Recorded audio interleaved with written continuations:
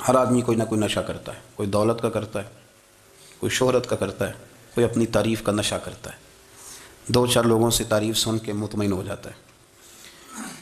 ناراض تو نہیں ہو گیا اس جملے سے؟ آپ کرتے ہیں لوگ دولت کا نشہ بھی۔ یہ جب نقصان ہوتا ہے تو بندے بیمار نہیں ہو جاتے؟ پیسے ڈوب جاتے ہیں تو لوگ بیمار نہیں ہو جاتے؟ تو اس کا مطلب یہ ہوتا ہے کہ نشہ ٹوٹ گیا ہے۔ اب بہک ہوئے ہیں نا تھوڑے سے تو کانپتے ہیں، تڑپتے ہیں، پریشان۔ نشہ ہی اسی طرح ہی کرتا ہے نا، نہیں ملتا تو پریشان ہوتا ہے۔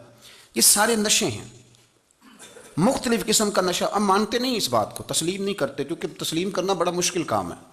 اس کے لیے تو بڑی ساری چیزیں جو ہیں وہ دبوچ کے اور بڑی سارے رستے پھلانگ کے آنا پڑتا ہے، تو بڑا مشکل ہے ماننا، ورنہ کرتے ہیں ہم، ہمارا مزاج ہے۔ یہ گھومنے پھرنے کا، دنیا دیکھنے کا بھی ایک نشہ ہے، یہ بہت ساری باتیں کرنے کا بھی ایک نشہ ہے، گپ شپ کا بھی ایک نشہ ہے۔ دو چار لوگوں کی جب تک پگڑیاں نہ کھول لیں، بعض لوگوں کو نیند نہیں آتی۔ یہ غیبت کا، چغلی کا، بددیانتی کا، یہ بھی ایک نشہ ہے۔ اس پر ملا رومی رحمۃ اللہ نے بڑا کلام لکھا ہے، وہ کہتے ہیں مانگ کے کھانے کا بھی نشہ ہے، مانگ کے کھانے کا بھی نشہ ہے۔ وہ کہتے ہیں کہ ایک بھیک مانگنے والی خاتون تھی، تو بادشاہ کے پاس بھیک مانگنے آئی، تو بادشاہ کو پسند آ گئی، اس نے شادی کر لی۔ اب اس کو عادت تھی بھیک مانگ کے کھانے کی، تو وہ کنیزوں سے کہا کرتی تھی کہ فٹافٹ نہ روٹی لے کے آیا کرو، میں 2-3 دفعہ مانگوں تو پھر لایا کرو، چونکہ ایک نشہ ہے نا، تو میں مانگوں 2-4 دفعہ تو پھر۔ تو انسان بہت سارے نشے کرتا ہے، یہ مانتا نہیں۔ یہ موبائل، یہ فیس بک، یہ سارے نشے ہی ہیں۔ اپنی فوٹو لگا لینا، سارا دن اسی کو دیکھتے رہنا۔ اور بڑے بڑے سیانے بندے جو وزادار ہیں، بڑے وزادار لوگ ہیں، لیکن وہ بھی سنجیدگی کے قائل نہیں، اس طرح کے نشوں کا شکار ہیں۔ یہ سارے نشے ہیں جو ہم نے پال لیے ہیں۔ ہمارے صوفیاء، ہمارے بزرگ فرماتے ہیں کہ تم اس طرح کرو، اگر سارے نشوں سے بچنا چاہتے ہو تو سجدے کا نشہ شروع کرو، سجدے کا نشہ شروع کرو۔ یہ نا اقبال کہتے ہیں عطار ہو، رومی ہو، رازی، آپ بات کو سمجھیں، عطار ہو، رومی ہو، رازی ہو، غزالی ہو، کچھ ہاتھ نہیں آتا بے آہ سحر گاہی۔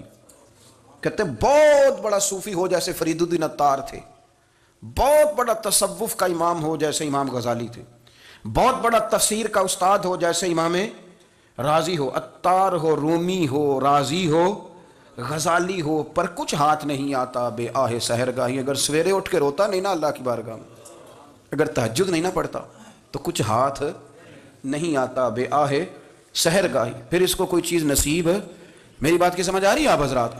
جب تک آپ سویرے نہیں اٹھتے، آپ اللہ اللہ نہیں کرتے، آپ کو نوافل کا چسکا نہیں، عبادت کا مزہ نہیں، فرمایا میری عبادت کرو، یہ شوق پیدا کرو، میں نے تمہیں پیدا کیا ہے۔ ہم لوگوں کے نشے ہیں، مختلف نشے ہیں، بڑا عجیب رنگ ہے۔ محفل کی صدارت کرنے والے بڑے پیر صاحب، بڑے القابات، بیچ میں سے بندہ تلاش کرنے سے بھی نہیں مل رہا، اتنے بڑے لقب ہیں اس کے، لیکن وہ سج سنور کے 2.5 گھنٹے بیٹھا رہا محفل میں، اور نماز کا وقت آیا تو اس نے مختصر سی پڑھی، وہ نکل گیا، وہ ہلکے سے سجدے کیے۔ اتنا بڑا عشق رسول نعت خواں، ہو کیا بات ہے، اور عشق رسول کا بہت بڑا پیغامبر، بہت بڑا مبلغ، وہ بیچارہ سمجھ نہیں سکا کہ اللہ کے رسول نے فرمایا تو نماز پڑھ میری آنکھیں ٹھنڈی ہو جائیں گی۔ تو یہ نشے کے عادی تو ہیں، پر حقیقت کے قائل نہیں ہیں۔ یہ بس ٹھیک ہے، خوابوں کی دنیا میں لوگ زندہ ہیں، پر جن کو یہ جو نشہ تھا نا عبادت کا، یہ میرے رسول پاک کی چاہت ہے، یہ میرے نبی کریم علیہ السلام کی۔ آپ دیکھیں نا حضور مہینوں جا کے غار حرا میں بیٹھتے تھے، کیا وہاں تبلیغ کرتے تھے؟ کوئی کتاب لکھتے تھے؟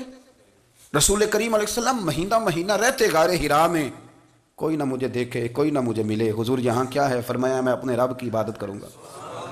نبی کریم علیہ السلام نے سجدوں کے ساتھ پتھروں اور پہاڑوں کو آباد کر دیا، سجدوں کے ساتھ۔ آپ کا سجدہ آپ کو بہت ساری چیزوں سے چھڑا لیتا ہے، یہ بہت ساری جگہوں سے جھکنے سے بچا لیتا ہے۔ صوفیاء، اولیاء یہ کیا کرتے تھے؟ یہ سجدے کا ذوق ہی تو پیدا کرتے تھے، سجدے کا ذوق۔ شاہ عبدالعزیز دباغ رحمۃ اللہ تعالی علیہ اپنے مریدوں سے فرمایا کرتے تھے کہ اگر تم پکے نمازی بن جاؤ نا، تہجد گزار ہو جاؤ، تو میرے پاس آنا جانا چھوڑ دینا۔ عرض کی حضور کیوں؟ فرمایا میں تمہارے اور رب رسول کے راستے میں رکاوٹ نہیں بننا چاہتا، اور میرا مقصود ہے تمہیں وہاں تک پہنچانا۔ جب پہنچ گئے تو پھر میری ضرورت ختم ہو گئی۔ ہاں کبھی وسوسہ آئے، شک پیدا ہو، تکلیف ہو تو آنا، ورنہ میں نہیں چاہتا کہ میں رکاوٹ بنا رہوں۔ تم اللہ اللہ کرو، اس مالک کو راضی کرو۔ میرے رسول پاک علیہ وسلم نے فرمایا بندہ اللہ کے سب سے قریب اس وقت ہوتا ہے جب وہ سجدے کی حالت میں ہوتا ہے۔ کس کے قریب ہوتا ہے؟ اللہ کے سب سے قریب ہوتا ہے وہ۔ وہ بڑا نیڑے ہے رب کے، بڑا قریب ہے، اس لیے کہ وہ حالت سجدہ میں، وہ جب سجدے کرتا ہے نا، اس کی بارگاہ میں جب جھک جاتا ہے، آپ ذرا سجدے کی کیفیت دیکھیں نا، زبان بھی یہاں ہے، آنکھ بھی یہاں ہے، کان بھی، عقل بھی ساری، اس نے سارا کچھ رکھ دیا سجدے میں۔ آپ وہ کبھی پیچھے جائیں تو دیہاتوں میں کہا جاتا تھا ناک سے نکیریں نکالو، بہت بڑی سزا ہوتی تھی نا، ناک سے نکیریں نکالو، بڑی سزا ہوتی تھی۔ تو اس نے کہا مالک مجھے کسی نے کہا نہیں، پر دیکھنا میں نے رکھ دی ساری عقل سجدے میں، اور رکھ کے کہا کیا، سبحان ربی یا اللہ میں پست ہوں تو اعلیٰ ہے، اللہ تو میرا رب ہے اور تو سب سے اعلیٰ اتنا۔ اور فرمایا جب یہ اس کیفیت میں ہوتا ہے تو پھر یہ اپنے رب کے قریب ہوتا ہے۔ کثرت عبادت، نوافل، ہمارے ہاں عمرے کی قرآن اندازی محفلوں پہ ہونے لگ گئی ہے، حالانکہ حدیث سے ثابت نہیں۔ میں دوستوں سے کہتا ہوں جائز ہے، کرنی چاہیے، عمرے کی قرآن اندازی جائز ہے، پر کسی حدیث میں نہیں آئی کہ قرآن اندازی کرو عمرہ کرو۔ حدیث میں قرآن اندازی یہ آئی ہے کہ نبی پاک علیہ السلام نے فرمایا تمہیں پتہ چل جائے نا پہلی صف کا ثواب کتنا ہے، تم قرآن اندازی کرو۔ عمرے کی قرآن اندازی کا تو پوسٹر چھپتا ہے، تو یہ والی قرآن اندازی کب ہونی ہے؟ ہونی چاہیے کہ نہیں؟ حضور نے فرمایا تمہیں پتہ چلے کہ اس کا ثواب کتنا، تو تم قرآن اندازی کرو، تم قرآن ڈالو۔ جب آپ نماز پڑھ رہے ہوتے ہیں، جب آپ کا مصلی آباد ہوتا ہے، صلاح الدین ایوبی،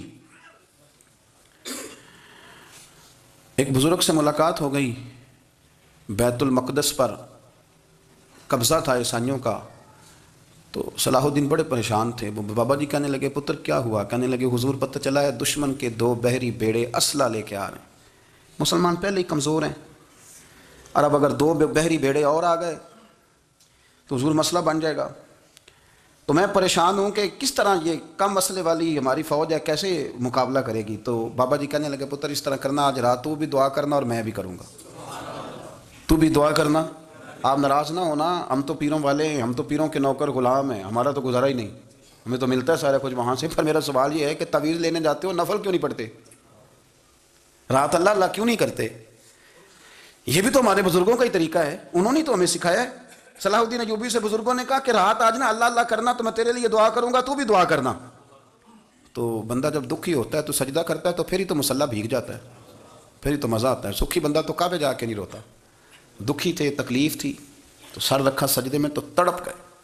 اور وہ بابا جی کہتے ہیں میں مسجد آیا تو صلاح الدین چیخے مار کے رو رہا تھا اور کہہ رہا تھا مالک میں کوئی اپنی شان کے لیے تو نہیں نہ لڑ رہا، اللہ کو میں کوئی قبضوں کے لیے تو نہیں لڑ رہا، مالک تیرے لیے لڑ رہا ہوں، مجھے بے آبرو نہ کرنا، میری مدد فرمانا۔ کہتے ہیں میں آیا تھا کہ مسجد میں دعا کروں گا، پر صلاح الدین ایوبی کو روتے دیکھا تو میں لوٹ گیا۔ تو سویرے صلاح الدین ملے تو بڑے خوش تھے، میں نے کہا پتر کیا ہوا؟ کہنے لگے حضور وہ بحری بیڑے 2 آ رہے تھے نا اسلحہ لے کے، دونوں ڈوب گئے پانی میں ڈوب گئے۔ تو بابا جی کہنے لگے صلاح الدین وہ پانی میں نہیں ڈوبے، وہ تیرے آنسوؤں میں ڈوب گئے، وہ غرق ہو گئے، وہ جو تو نے مصلی بات کیا تو وہ تیرے آنسوؤں میں ڈوب گئے، وہ غرق ہو گئے، وہ تباہ، اتنے قیمتی تھے تیرے آنسو کے، بہا لے گئے دشمن کے بحری بیڑوں کو۔ میرے بھائی ٹھیک ہو گیا جی، میرے عزیز سمجھ لیں اس بات کو ہمیشہ کے لیے، اور اس پر غور کرنے اچھے طریقے سے کہ میرے رسول کریم سید عالم صلی اللہ